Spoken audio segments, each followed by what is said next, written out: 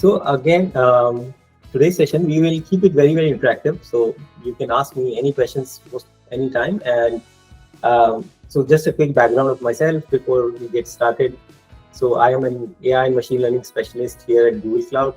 It, what it means is essentially I work with AI and machine learning use cases and bring it to customers.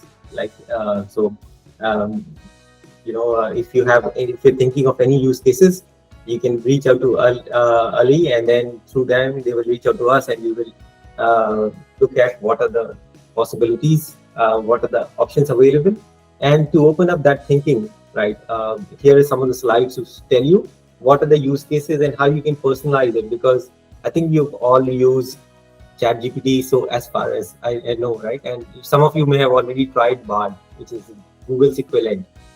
And you can try it now as well. I'll just paste a link here. It's called bard.google.com. So if you have not tried it, you should try it. It can do a few things better. And in my usage, I've completely replaced it. I don't use any other tool, any other language models or any other chatbot. I just use Bard for asking many questions, right? And even searching a lot of things. It gives you image as well and a lot of things. But today we're not talking about Bard, and we will see the difference of where Bard fits in and where the offering that we have in the backend, how you can make chatbot personalized for your organization, for your enterprise. So we are going to look at that. So to start with, these are the things that we will talk about. So why generative AI is relevant to you, and what does it look on Google Cloud? And then the last part, we look at a lot of demos and use cases. So I have like tons of demos. I've been working across customers. So I'm almost covering right now 30 plus organizations for helping them on their generative AI use cases. And it is like really crazy, I know, but that's the scope and that's the excitement in the industries right now. Right? Everybody wants to do generative AI. So hence I'm doing this session as well, so that you can in your organization don't if you have set thoughts on how do I get started, this will give you a way to get started and so on.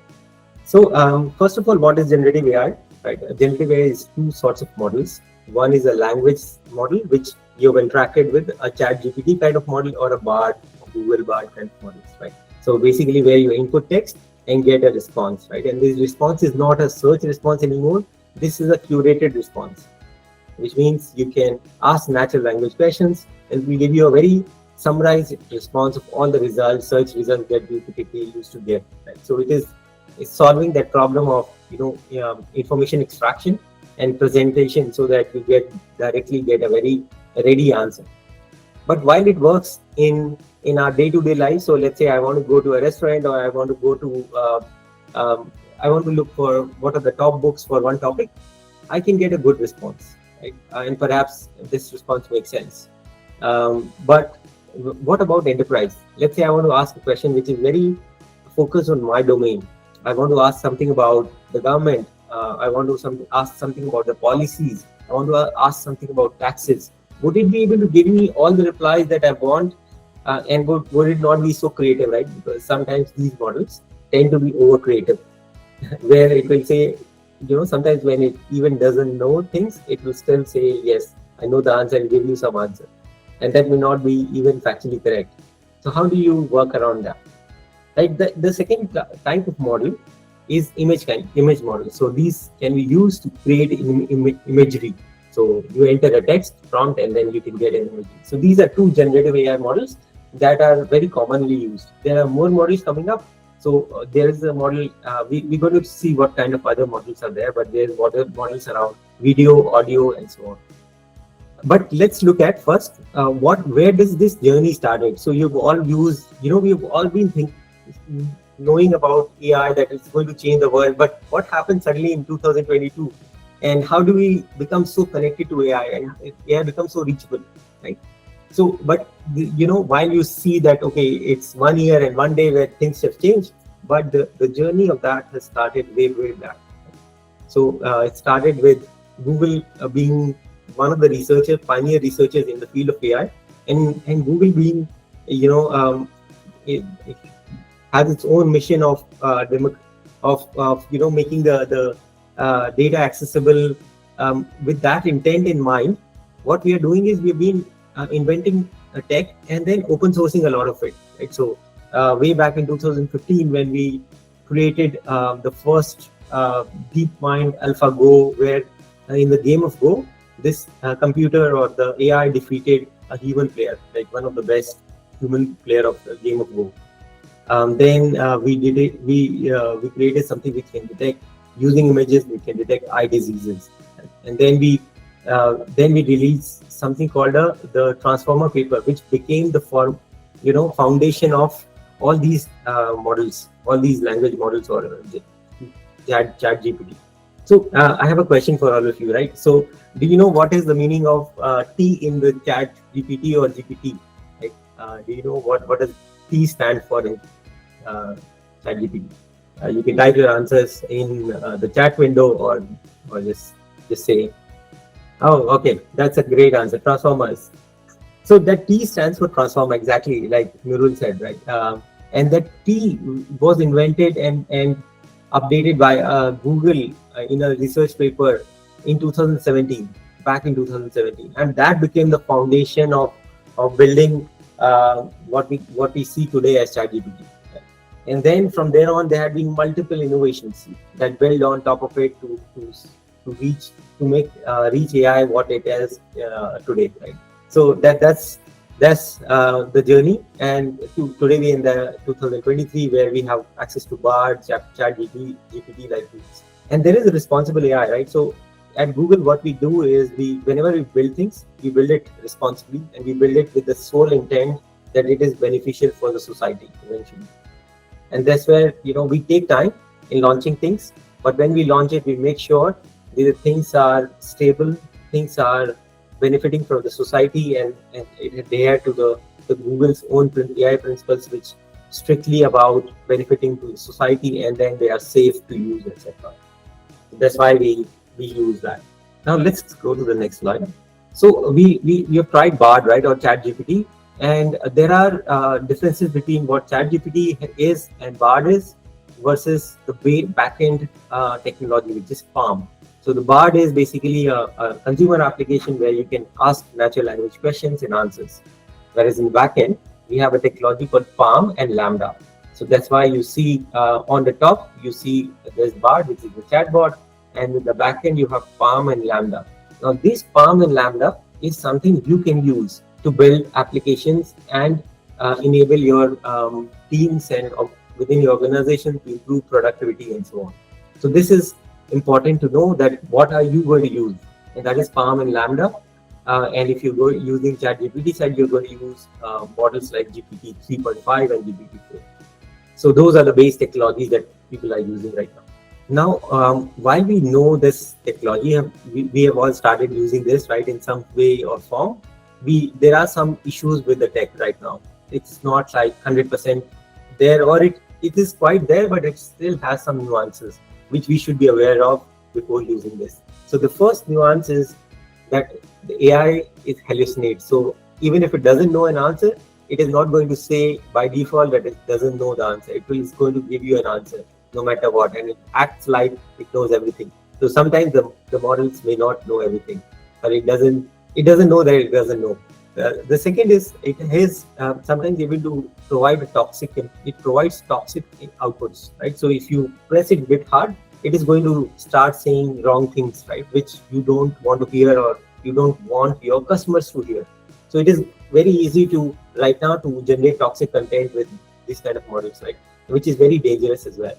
We at Google, we try to put guardrails. So whenever we see there is some specific risky keywords, we try to block it. But still, I mean, there is a catch-up game between the models and how much we can protect, right? And we also want to give you as much information as possible. We want to protect, but not overprotect, which means, like a parent, right? We want to make you try things, but not fall over the ledge, right? So we want to let you give your freedom, but not fall off the ledge also.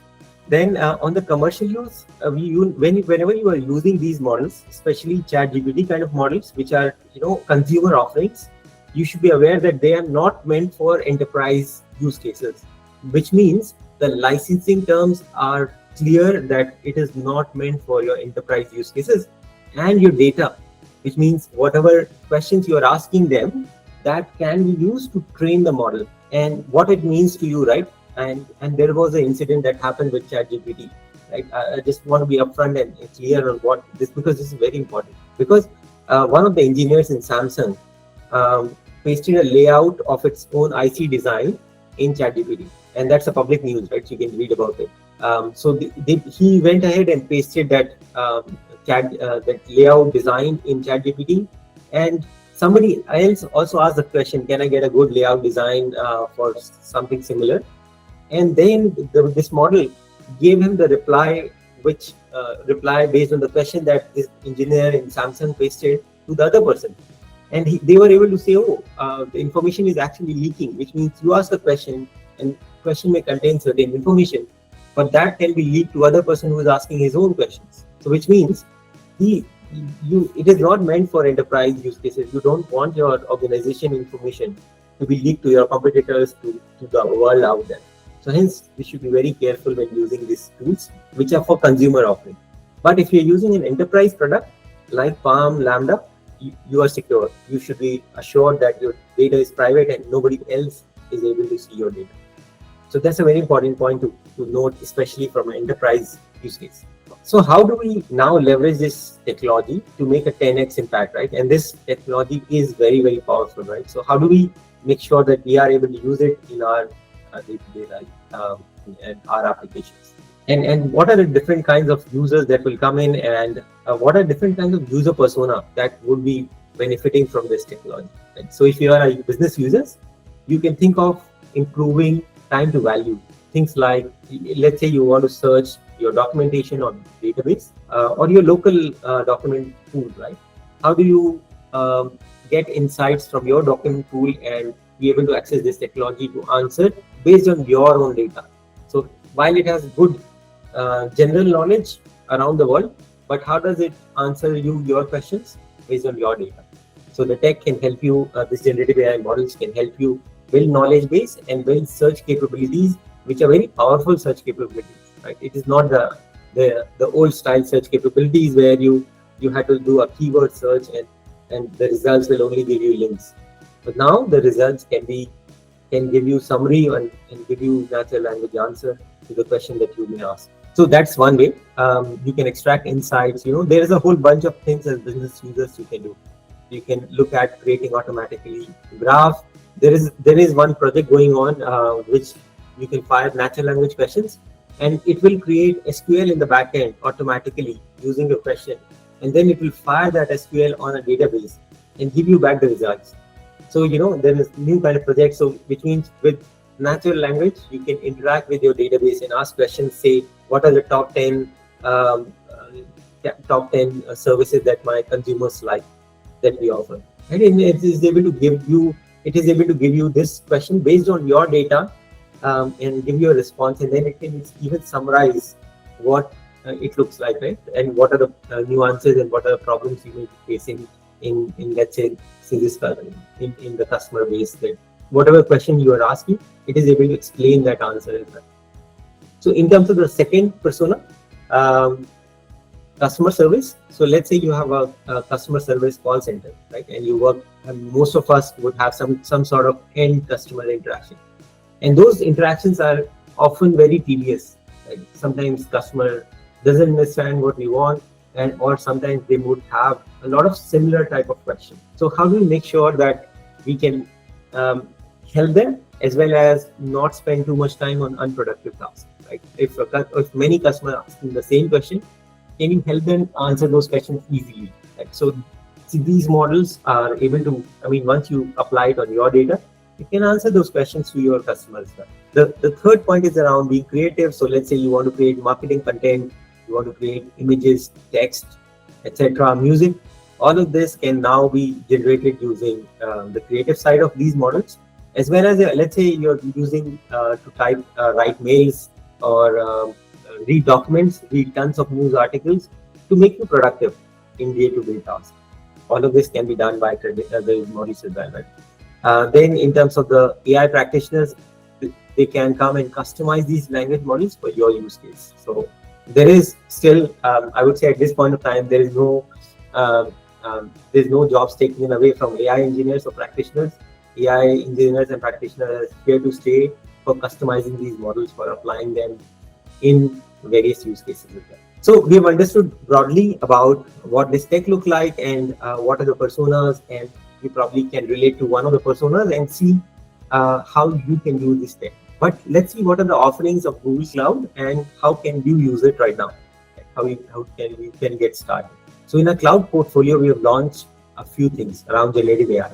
So if you looked at our Google Cloud IO, which was in May, mid-May, we released tons of products on AI, and there was a lot of memes going on that there is only AI being talked about in this Google I/O.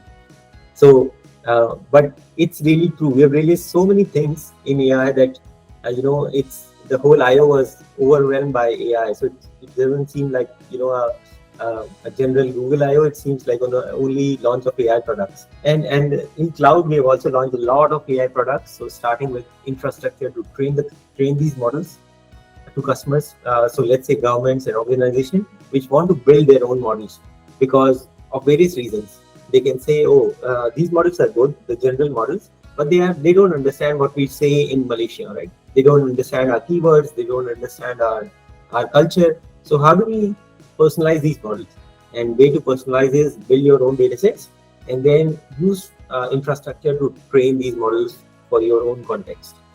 That could be one way. But again, this is only for very large organizations like government, which will need to put this kind of investment and this kind of both in terms of the infra, but also in terms of the human capital that we need to put in to train the model. Right?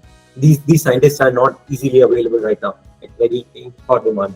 And then we have also launched some things around generative AI studio, so you can try generative AI models right now with our studio, and I'm going to show you a quick demo later. I'm also going to show you what a model garden would look like. Model garden is a place where we launch multiple models. You can choose which model fits for your use case, and you can apply that with just very simple UI. Then we also launched things around conversation AI. So within chatbot, your traditional chatbot, how it can be powered by generative AI. Right? And similarly, enterprise search, we talked about you have your own set of documents, how you can search, create a mini search engine on that set of documents. So we can talk about that as well, and I have a demo as well on that. Then we have also things like contact center AI, which is for call centers, where a call center agent's life becomes easier with using generative AI tools.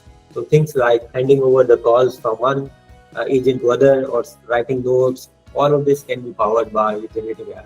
Similarly, on document AI, let's say you are extracting PDF document and converting it into a digital form. Now you want to ask questions on this. So let's say you want to say, hey, when is my expiry date of this product? And that's mentioned in your handwritten PDF document, right? So you can ask that question, and then we will do the backend tag, and then that question will be extracted and presented to you back. And the answer saying the expiry date is coming soon. It is at this is a, do you want? We recommend to use this product, or it is expired, and we say please discard this product because it seems to be expired. So all of these insights can be now generated using the power of document AI and generative AI together. There's some other examples on retail. So you can power your recommendation engine with generative AI, so you can get a better recommendation engine, better recommendations using generative AI. I have a quick demo on Workspace, so let me just play that.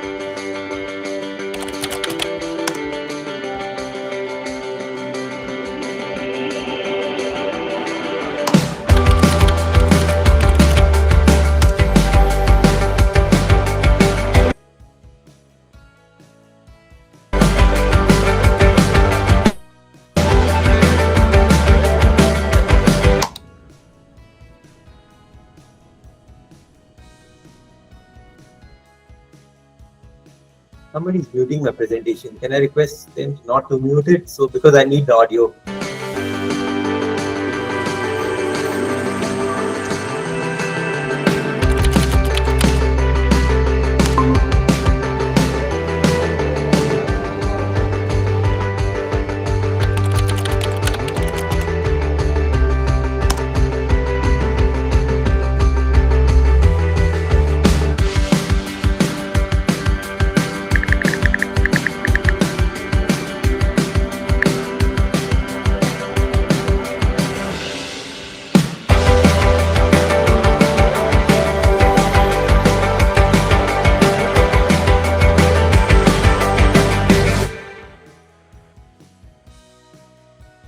So just to give you a quick background of what all things you saw in the video, right? So you saw writing emails becomes very, very easy. So let's say you want to formalize it and you want to write emails, that becomes very, very powerful and easy with generative AI.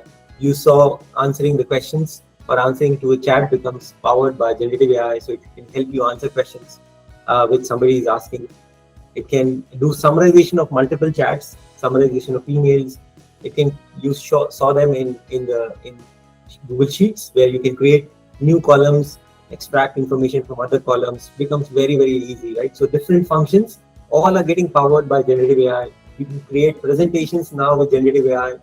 All of this is getting powered by generative AI. So it changes the way we work in our workspace, in our work environment today, using emails, using sheets, using presentation materials. All of them can be powered.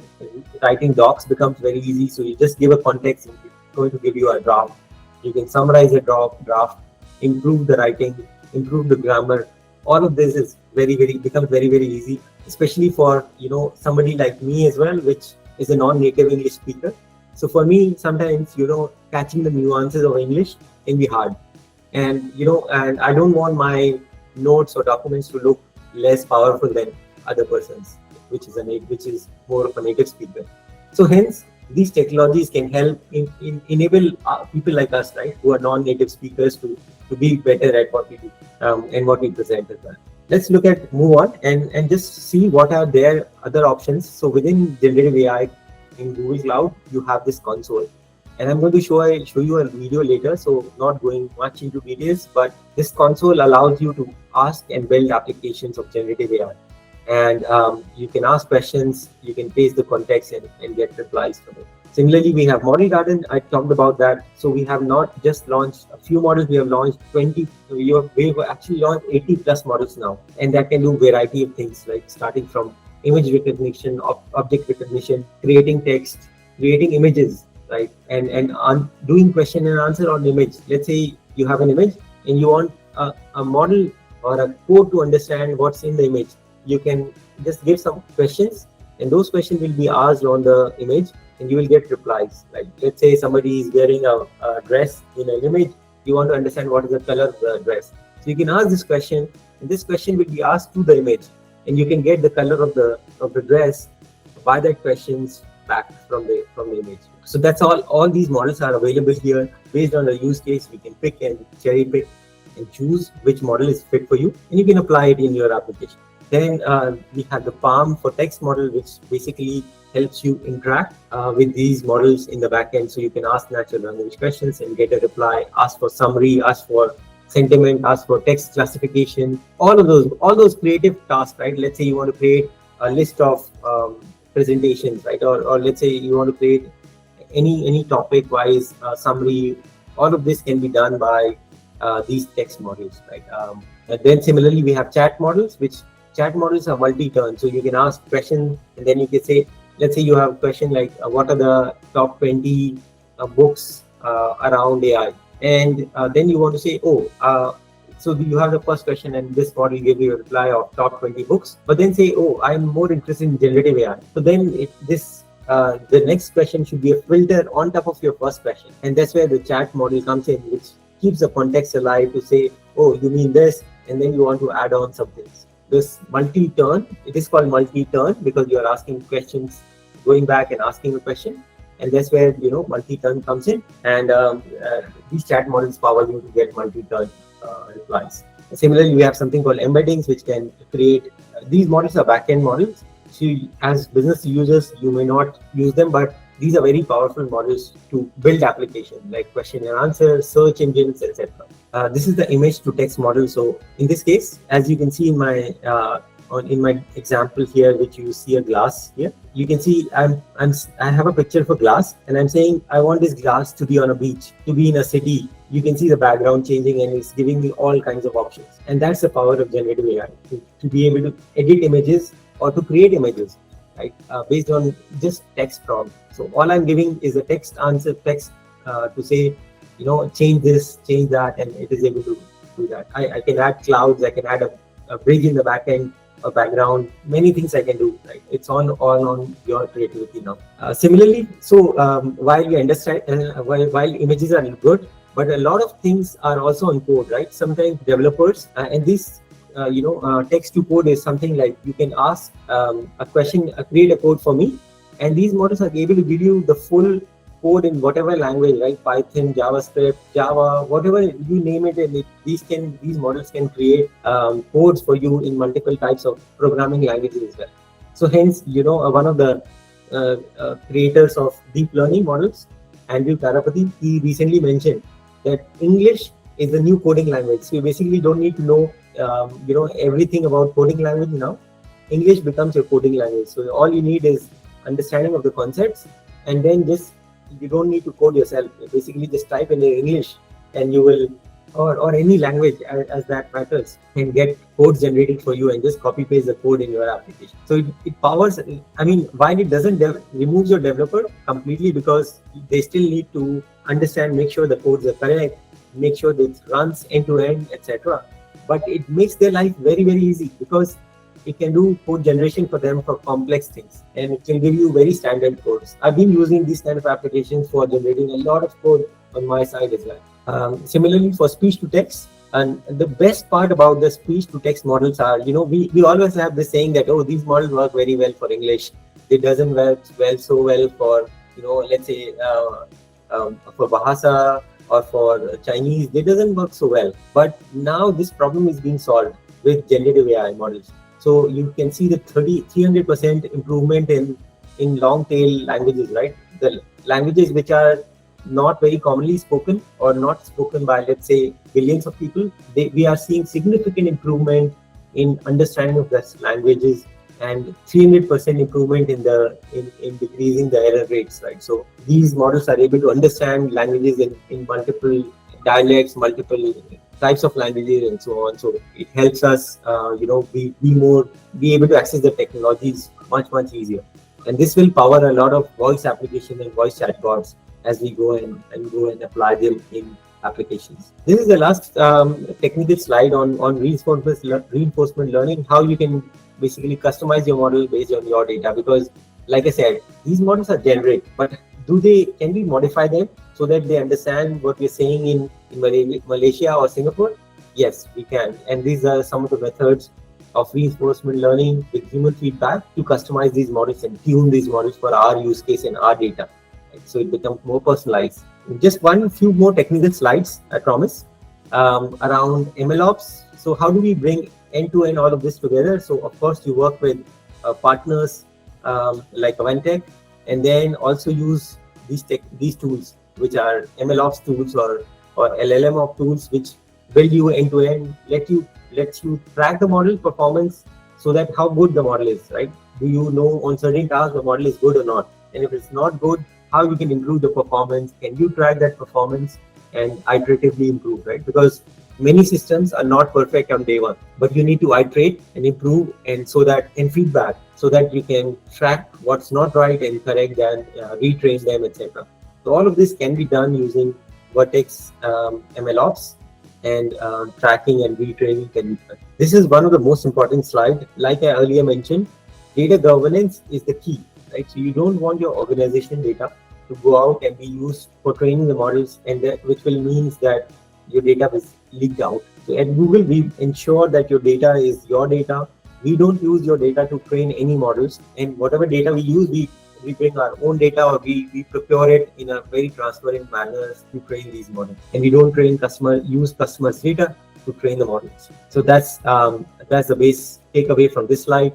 But and with a point of view that some of the other providers may not, you must read the terms and condition very carefully, and some of the other providers may not be doing so. Right? So you should be very careful when you're calling these models, your data shouldn't be used for training the model. I have a few demos now showing you quickly how you can build application on top. So I'll play them and let you see the power of generative AI. GenApp Builder brings together foundation models with the power of search and conversation AI to enable enterprises to develop new generative AI apps in minutes. Many organizations have huge knowledge bases and want to leverage generative AI capabilities for fast, effective Q&A with their data, making it more accessible and useful. Let's take a look at an example of how GenApp Builder can help enterprises transform a research experience. I'm an analyst at Symbol Investments, a fictional company. Today, I need to do detailed research to assess the semiconductor market in order to build an investment strategy. In the past, this might have taken me days, but my team just launched a new research application powered by GenApp Builder, and I'm excited to see how it can help me save time. I know some basic facts about the industry, for example, that there has been a global semiconductor shortage. So I start by asking in plain language which industries have been most impacted. Now, with one single prompt and interface, I can see a variety of responses from both the internal and external data sources that my company has provided. Each entry has an AI-generated summary to help me quickly understand what's important within it. Here, I see a comprehensive analysis written by a well-respected in-house analyst at Symbol, and I want to dig in further. On the left, you see automatically generated section headers, known as facets, which make browsing super simple. My organization subscribes to some top financial journals that will add important color to this topic. So I go to the application settings to make sure these results are also included in my search. Here, I can easily connect to a variety of data sources based on my organization's needs. I'm also going to enable a synthesized summary to help contextualize findings. Now that I've included additional sources, I want to ask a follow-up question on interest rates, since that was the focus of the article I just read. You can see here that the synthesized summary concisely explains the findings. In this case, it helps me understand that despite the supply shortages and rising rates, the demand for semiconductors is expected to remain strong long-term. With just 2 queries, I'm already starting to get a perspective on the industry that I can share with my manager. Using my company's new search application powered by GenApp Builder, I was able to find relevant and up-to-date information with just a few simple clicks and prompts, making my research faster and easier than ever. Now let's take a look at how easy it is to build a search application like the one we just saw. I start by adding my company's URL and some internal documents. The data is stored in the company's private, protected environment, and Google will only use it with the company's permission. From there, I select Enterprise Search and hit Create. GenApp Builder creates a search engine in minutes. It is that simple. Now I want to quickly preview the out-of-the-box experience, which I can easily do here. We can click on a recommended sample search that the application automatically provides for testing. I like this, but I want to customize further. Here, I can create rules for tuning the search experience. For example, if I want to return more information about US-based companies, I could boost that search parameter. I also have granular control over the widget UI settings, like the ability to enable and disable facets, autocomplete, summarization, and more. Everything looks great. It's easy to get the widget deployment code, and I am now ready to deploy. GenApp Builder is where Google's latest foundation models, enterprise search, and conversation AI capabilities come together to help you easily build next-generation experiences in minutes.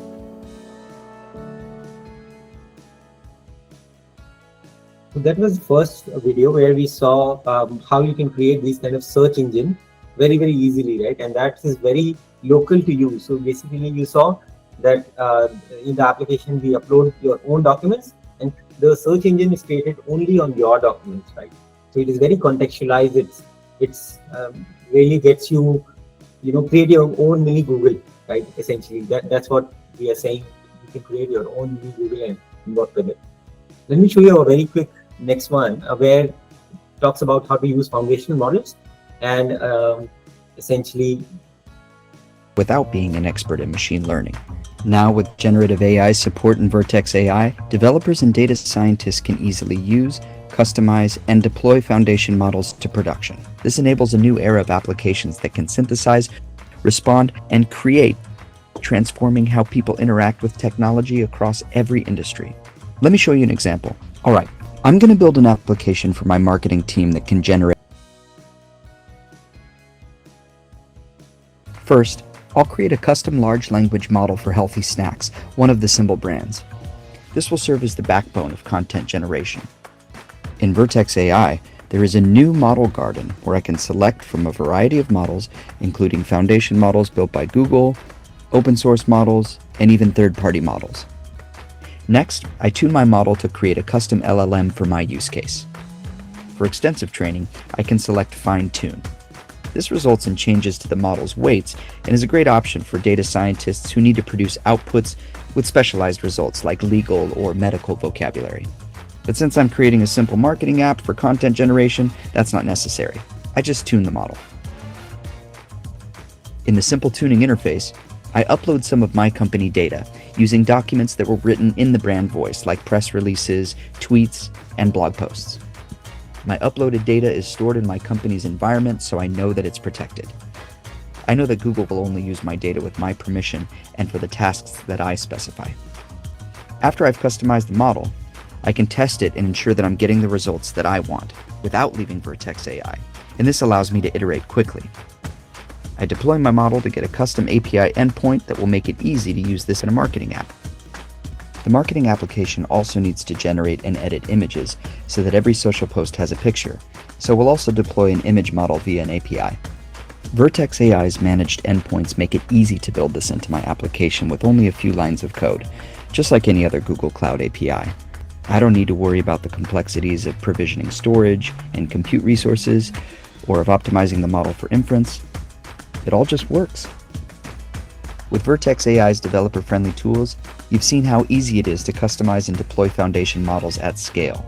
Now let's take a look at this type of application in action. We'll build a campaign for Simple Healthy Snacks, highlighting the ingredients of its most popular granola bar. Generative AI makes simple text prompts really powerful. For example, with a simple prompt, I can describe the image I would like, add a sentence or two about the desired content, click Generate, and here we go. With the power of generative AI, I now have custom social media, blog, and email campaign posts that I can use across my marketing channels. From there, I can refine further. I can edit my image.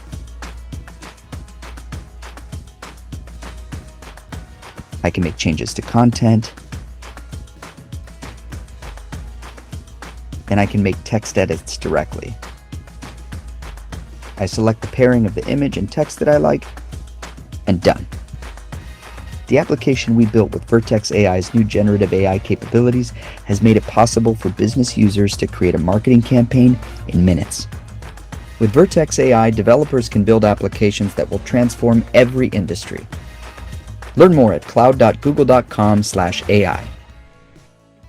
So that's some of the things you can do, and like in the whole working environment and the way we do things is really changing, and piece by piece, because you see so much promise, but we have to really apply this with the right use case and with the right partners in mind and with the right products and tool and build applications on top, right? You see a lot of things are powered, but you have to still connect your data. You have to still make sure that the outputs are as desired. But all in all, the tech is available now. It's all up to us to come and use it. And that's why I was saying, like, every organization right now is wanting to try and start small, but they still want to try and learn how they can apply these technologies in their use cases. So we're working with a lot of organizations to power them, but that involves, and we are very limited in terms of how much I myself, Jude and Ali can do, right?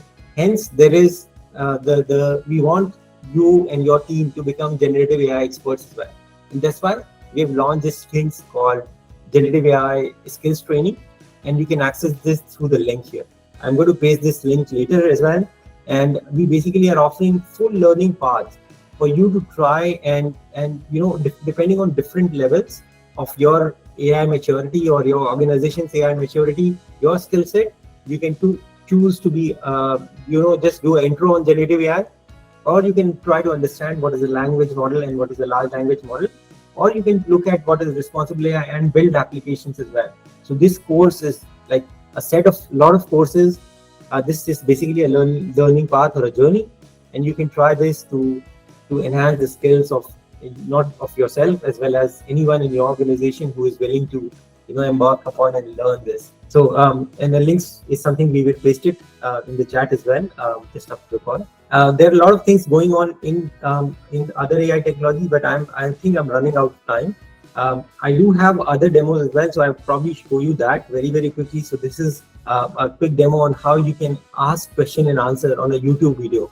So you see here I just go and paste a YouTube video link, and these models are running, and it's creating a summary of what is there in my YouTube video. So you can see there is a quick summary available. I can create a detailed summary as well, and then I can basically check, ask natural language questions on the video. So let's say there is some information on the video I want to get an answer for.